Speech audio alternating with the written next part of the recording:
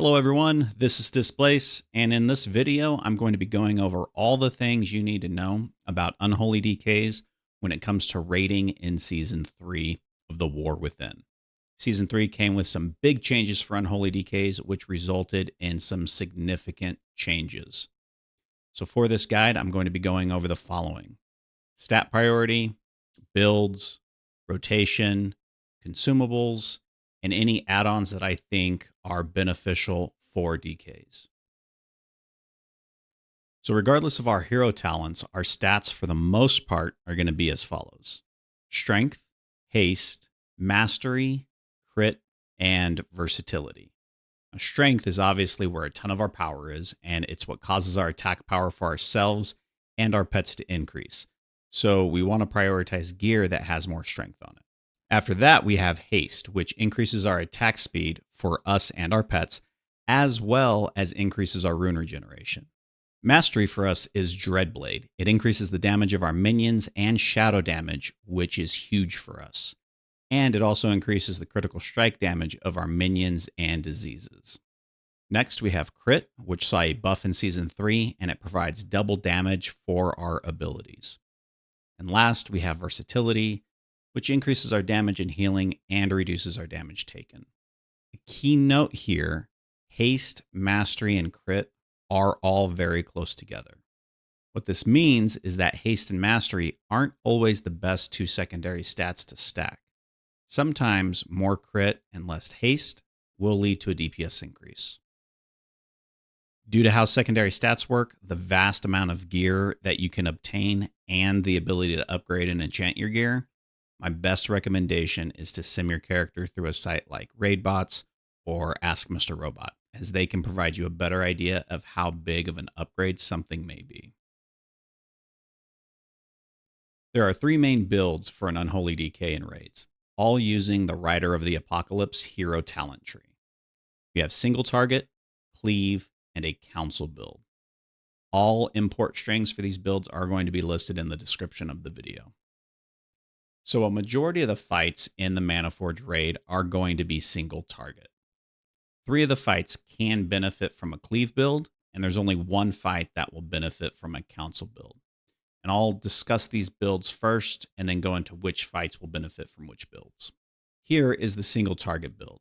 Your Death Knight tree and hero talents don't change between any of these builds, so I'm going to go over some of the key talents here.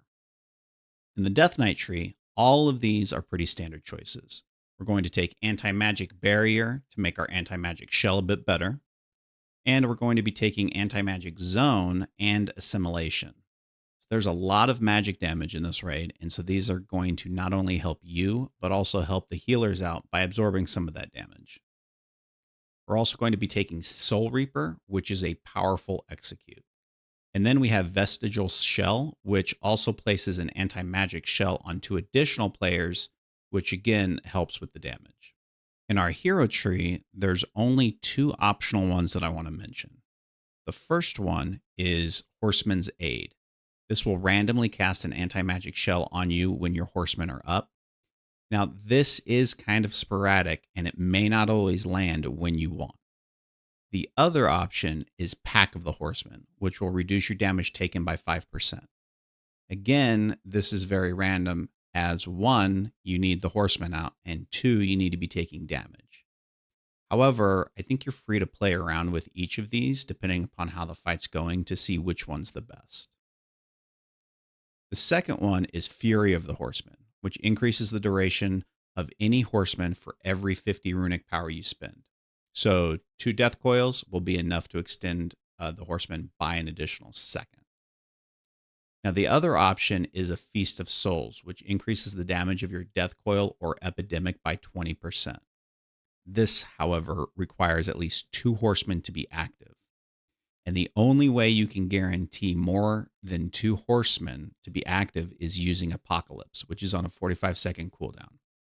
So this makes Feast of Souls fit nicely with your burst window, but it does require you to pull your resources to dump your runic power. On the other hand, you will have at least 1 horseman up much more than you will 2 or more, and since Death Coil is part of your rotation, especially with Sudden Doom, Fury of the Horseman means more uptime on any horseman that may be active, which results in more DPS. Now, onto the Unholy Tree. There isn't much wiggle room with this build because there's a ton of synergy between the talents. So this build focuses on two main things: your Death Coil, and by extension, your Sudden Doom procs, and your minions. So first off, we have Sudden Doom. This is required to go further in the tree, and this makes our next Death Coil not only cost less, but it bursts a Festering Wound.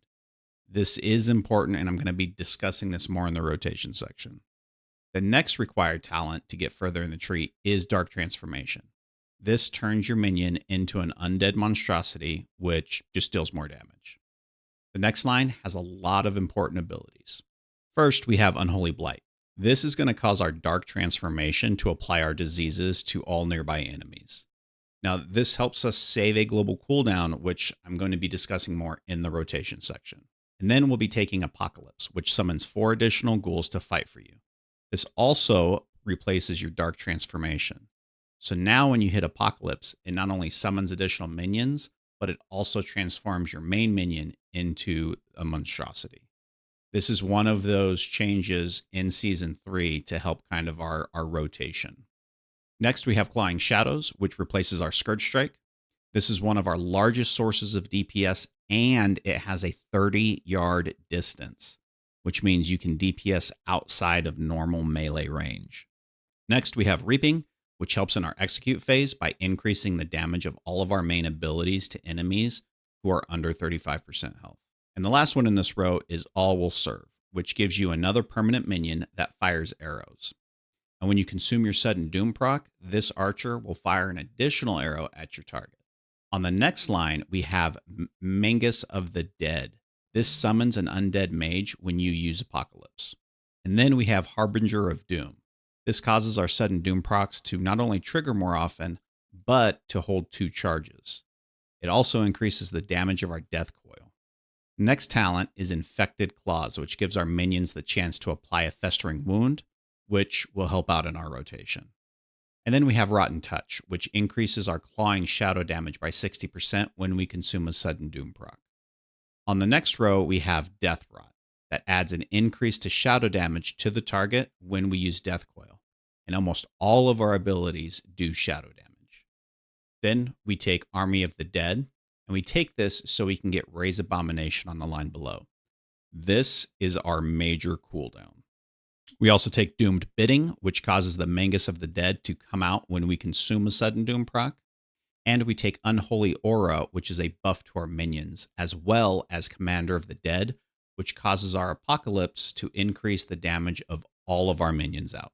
And then we're going to finish off this tree with Unholy Assault, which not only applies Festering Wounds to the target, but increases our damage. And this is going to be part of our burst window as well. Okay, so that was a lot of information. And as you can see here, we have 8 talents that center around Death Coil and our Sudden Doom procs, and 11 talents that center around our minions.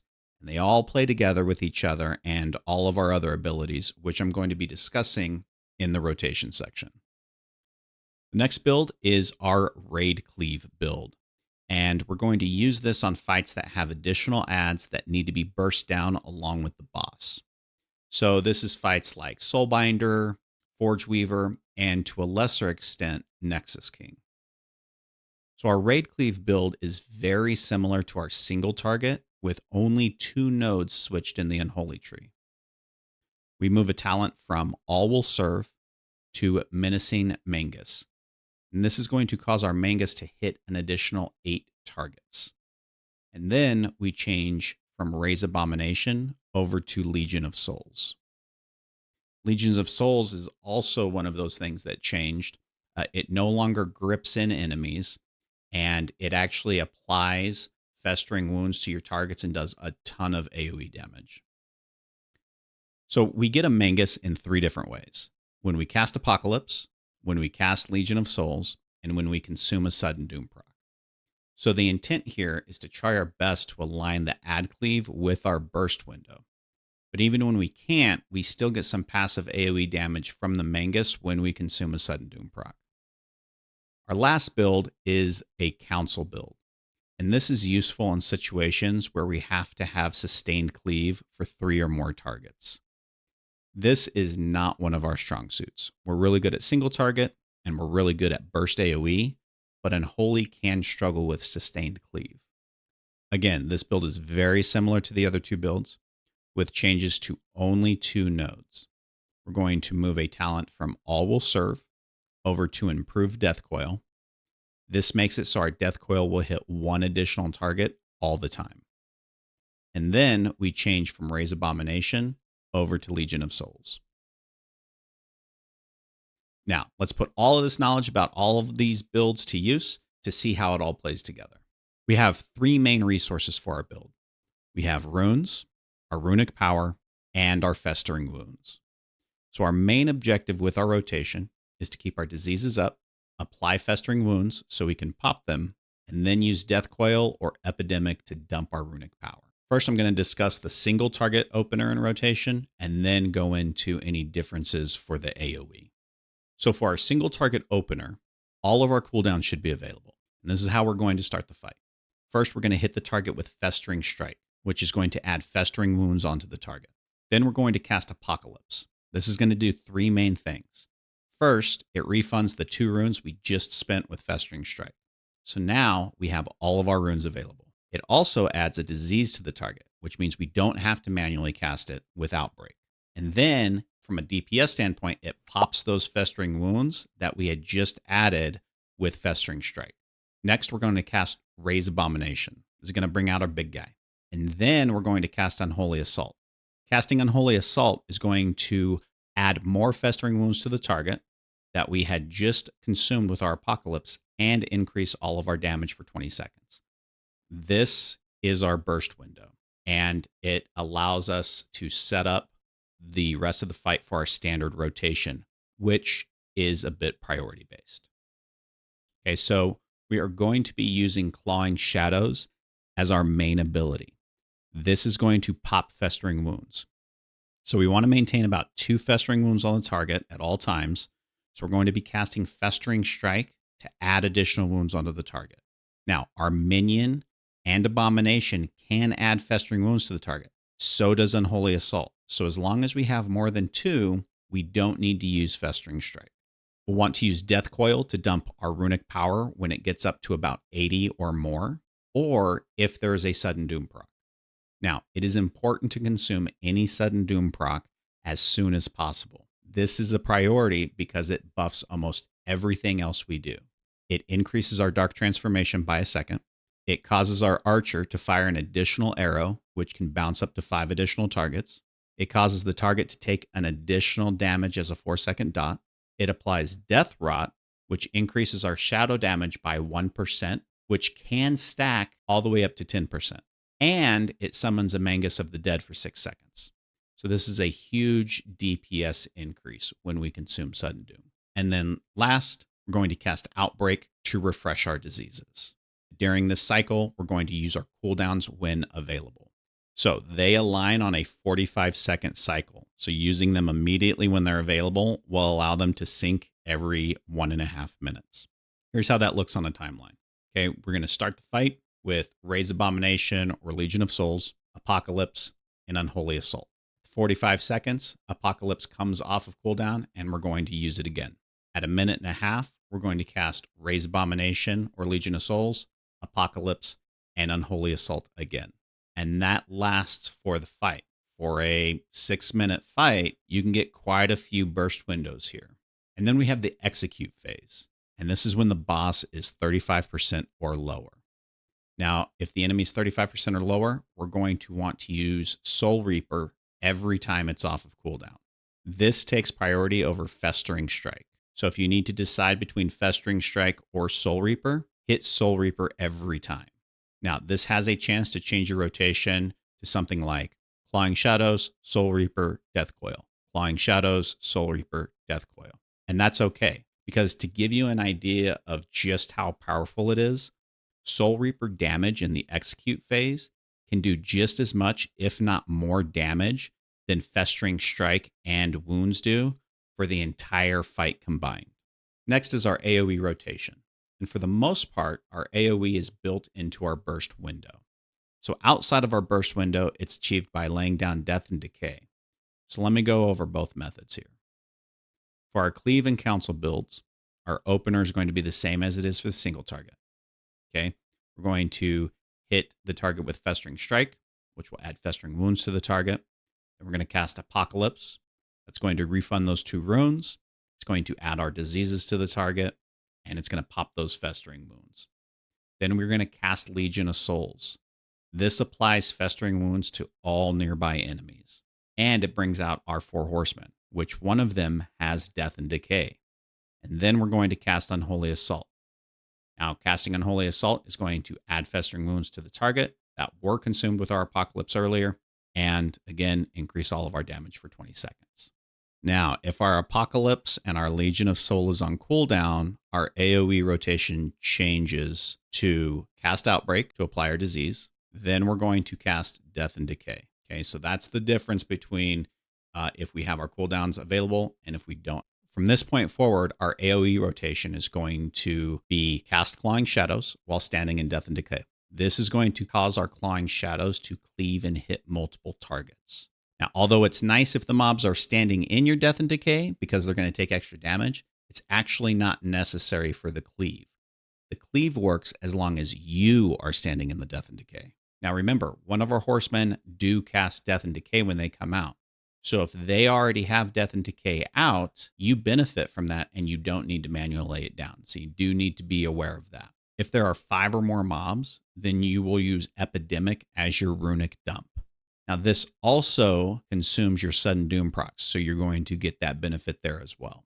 If there's less than 5 mobs, then just cast Death Coil. With Raid AoE, we do not use Festering Strike because it's an actual DPS loss. As long as you're standing in Death and Decay, Clawing Shadow duplicates its damage to 7 nearby enemies, whereas Festering Strike only hits a single target.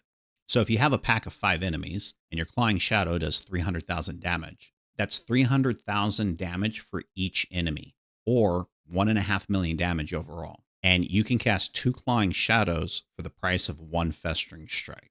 The only time that you would want to use Festering Strike in an AoE situation is if your Apocalypse is coming off of cooldown and you need to have Festering Strikes to use Apocalypse.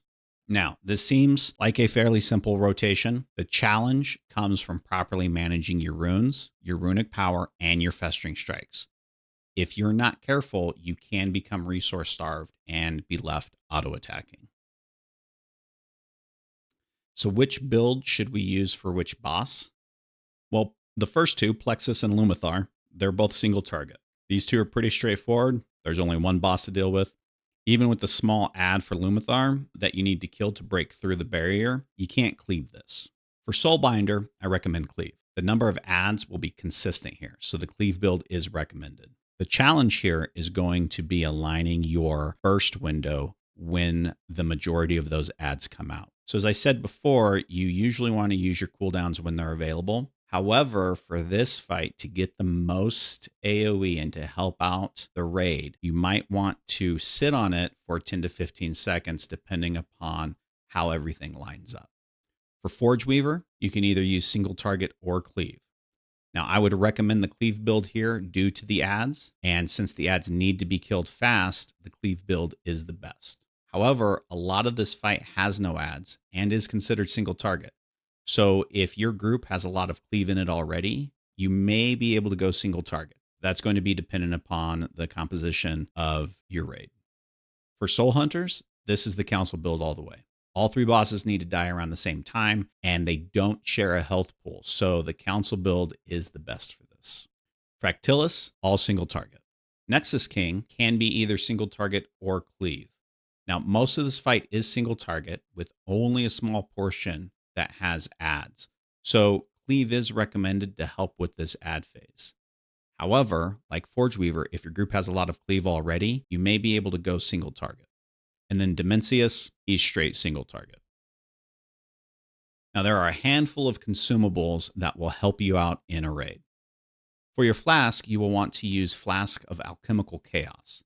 This is going to increase a random secondary stat at the cost of 2 others. So the cost of the increase and the cost of the decrease are not the same. And the cost of the decrease isn't enough to cause any major DPS loss. The other option is Flask of Tempered Swiftness, which increases your haste.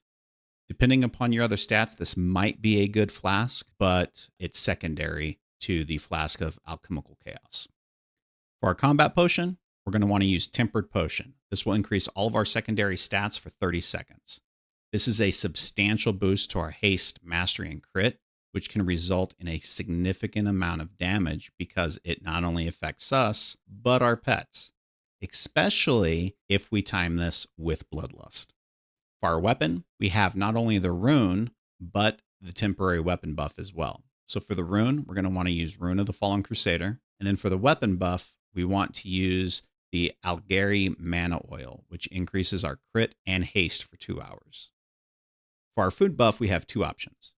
The first is the Raid Feast, and this is probably the most common. You have either the Feast of the Midnight Masquerade or the Feast of the Divine Day, which both gives you 446 strength for an hour.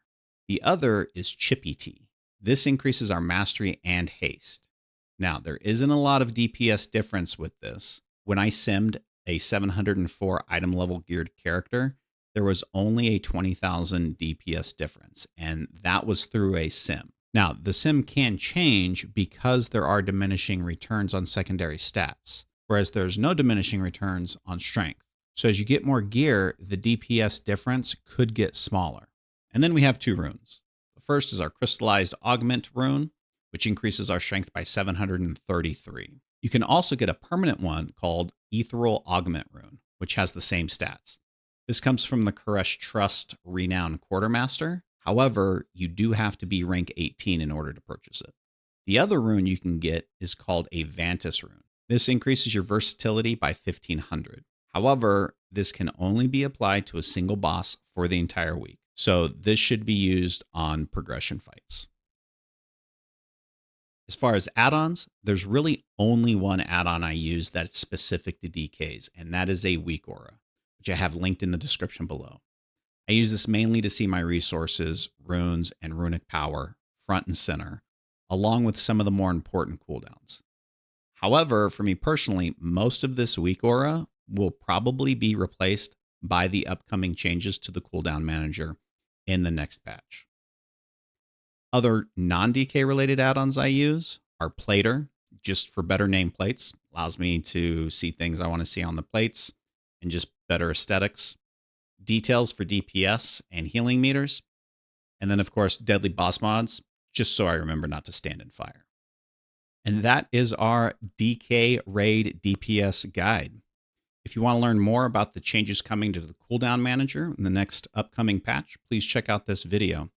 And if you like this video, please like and subscribe to the channel, and I'll be bringing you more guides and resources for the War Within and the Midnight expansion.